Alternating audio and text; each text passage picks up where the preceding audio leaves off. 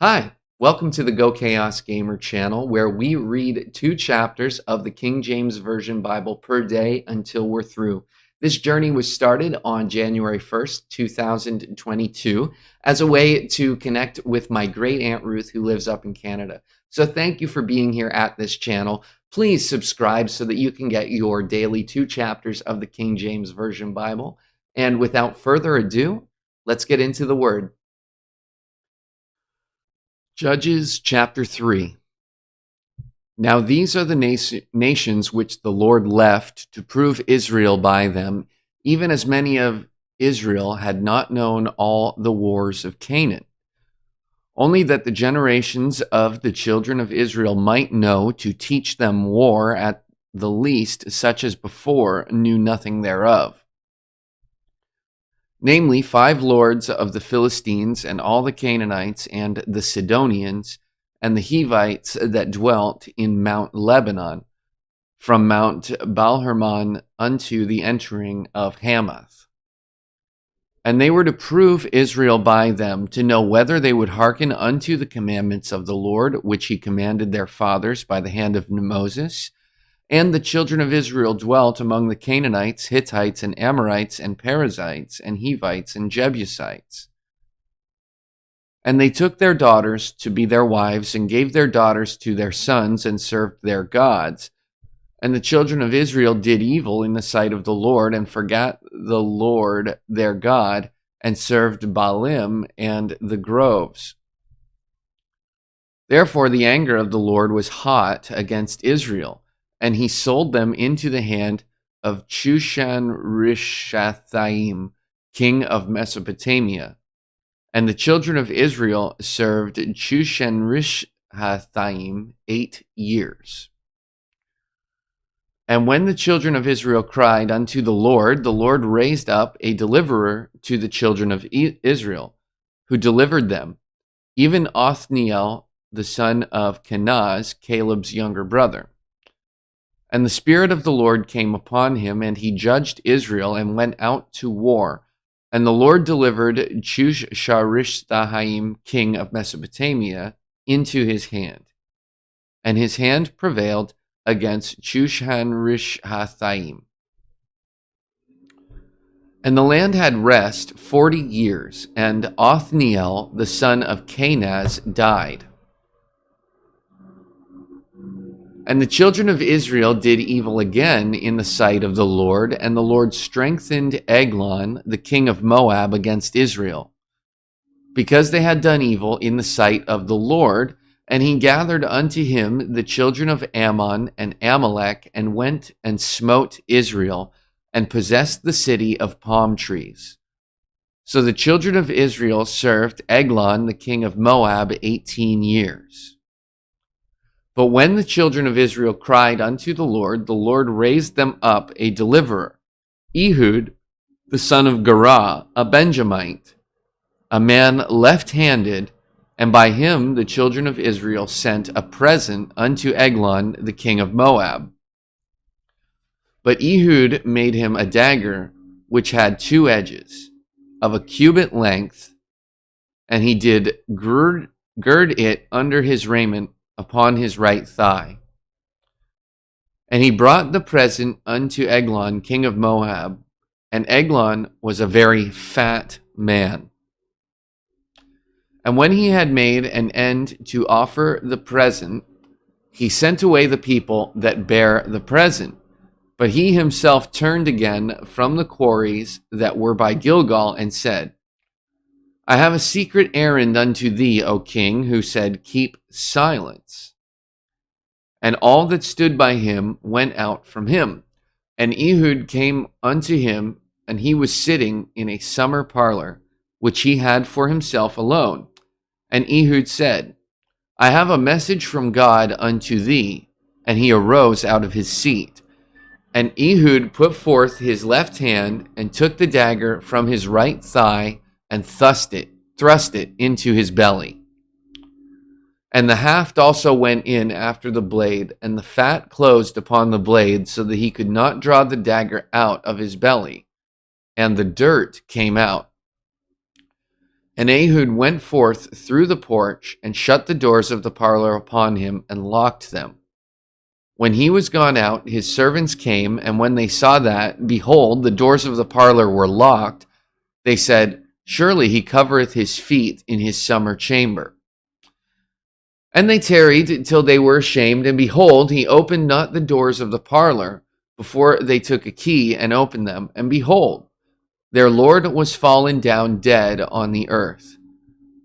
And Ehud escaped while they tarried, and passed beyond the quarries, and escaped unto Serath. And it came to pass, when he was come, that he blew a trumpet in the mountain of Ephraim, and the children of Israel went down with him from the mount, and he before them. And he said unto them, Follow after me, for the Lord hath delivered your enemies, the Moabites, into your hand.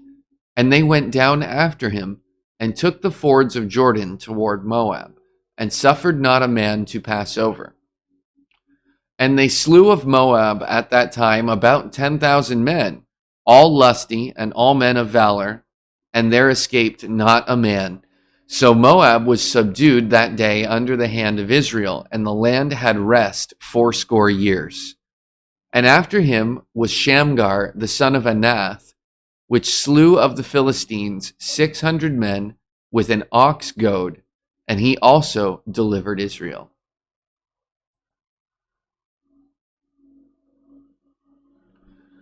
The children of Israel again did evil in the sight of the Lord when Ehud was dead. And the Lord sold them into the hand of Jabin, king of Canaan, that reigned in Hazor, the captain of whose host was Sisera, which dwelt in Harosheth of the Gentiles. And the children of Israel cried unto the Lord, for he had 900 chariots of iron, and 20 years he mightily oppressed the children of Israel. And Deborah, a prophetess, the wife of Lapidoth, she judged Israel at that time. And she dwelt under the palm tree of Deborah between Ramah and Bethel in Mount Ephraim. And the children of Israel came up to her for judgment.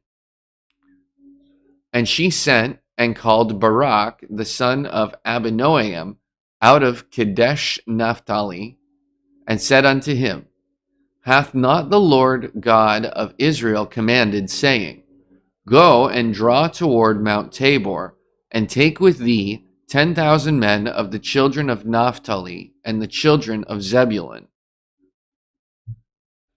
And I will draw unto thee to the river Kishon Sisera, the captain of Jabin's army, with his chariots and his multitude, and I will deliver him into thine hand. And Barak said unto her, If thou wilt go with me, then I will go, but if thou wilt not go with me, then I will not go. And she said, I will surely go with thee, notwithstanding the journey that thou takest shall not be for thine honor, for the Lord shall sell Sisera into the hand of a woman. And Deborah arose and went with Barak to Kadesh. And Barak called Zebulun and Naphtali to Kadesh, and he went up with 10,000 men at his feet, and Deborah went up with him. Now Heber the Kenite, which was of the children of Hobab, the father-in-law of Moses, had severed himself from the Kenites, and pitched his tent unto the plain of Zanaim, which is by Kadesh. And they shewed Sisera that Barak the son of Abinoam was gone up to Mount Tabor.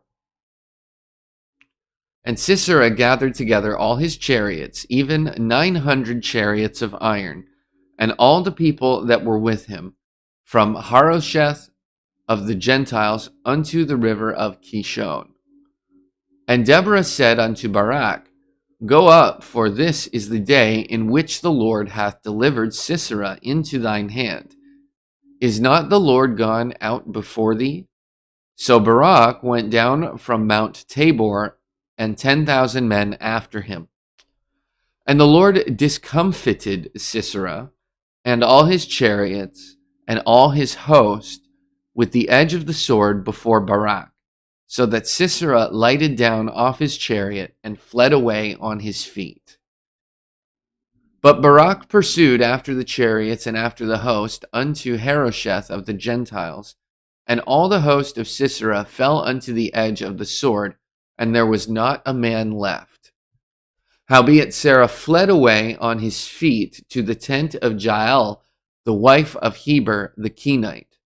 For there was peace between Jabin the king of Hazor and the house of Heber the Kenite. And Jael went out to meet Sisera and said unto him, Turn in, my lord, turn in to me. Fear not.